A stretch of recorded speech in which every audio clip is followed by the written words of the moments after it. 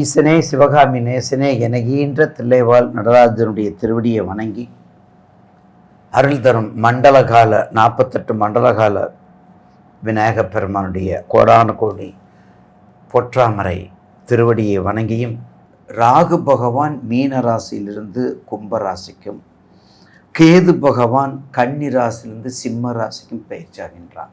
அப்போ ராகு கேதுனால என்ன பலன்? ராகு போக ராகு, கேது ஞானத்துக்குரியவன்.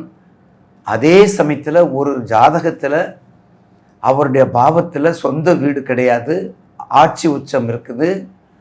இந்த ராகு கேதுக்கள் என்ற சர்ப்ப கிரகங்கள், நிழல் கிரகங்கள், சாயா கிரகங்கள் தான் ஒரு மனிதனுடைய வாழ்க்கையை நிர்ணயம் செய்வது. ஏன் தெரியுங்களா? இந்த பூர்வ புண்ணியம் சொல்கிறோம் பார்த்தீங்களா, அந்த பூர்வ புண்ணியம் இந்த லக்னத்திலிருந்து 5ஆம் இடத்தை நிர்ணயிக்கக்கூடியது ராகு கேதுக்கள். ஆனால் அதே ராகு கேது தான் எல்லா செல்வத்தையும் கொடுக்கக்கூடியவங்க. ஒரு மனிதனுக்கு ராகு சரியான இடத்துல இருந்து சரியான சாரம் பெற்றால் அவனை பேரரசன் ஆக்கிவிடும். அதே சமயத்தில் கேதுவும் சரியான இடத்துல இருந்தால் அவனை உச்சத்தில் போய் ஞானியாக்கிவிடும். அதையே அப்படி ரிவர்ஸில் வாங்க.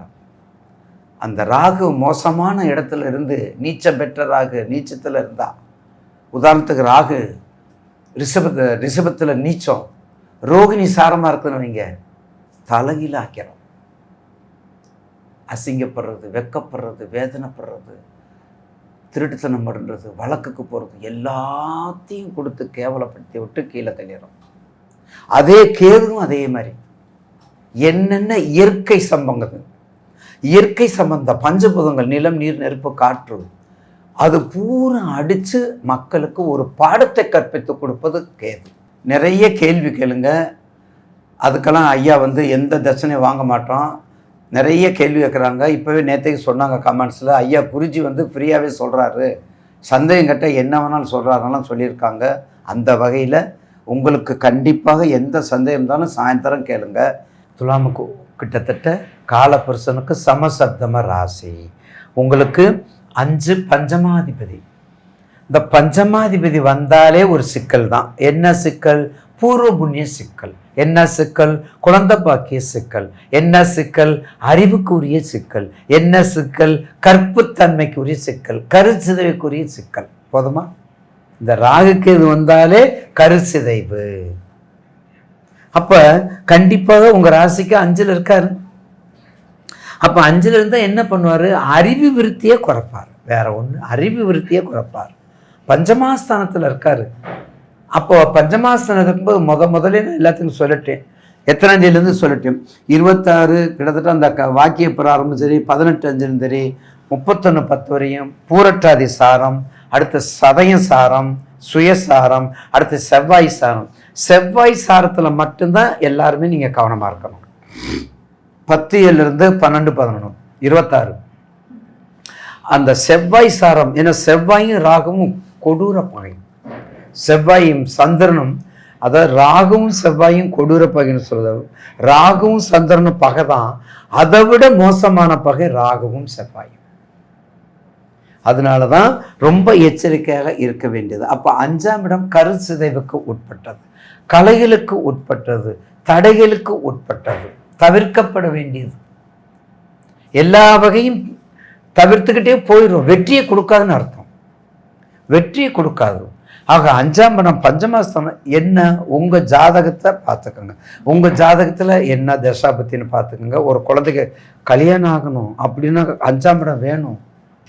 கருச்சிதைவுக்கு மட்டும் இல்லை, 5ஆம் இடம் காதலுக்கும் உரியது. 5ஆம் இடத்தை 5ஆம் இடம் ஏற்கனவே அந்த வீடு சுக்கிரனுக்கு வீடு.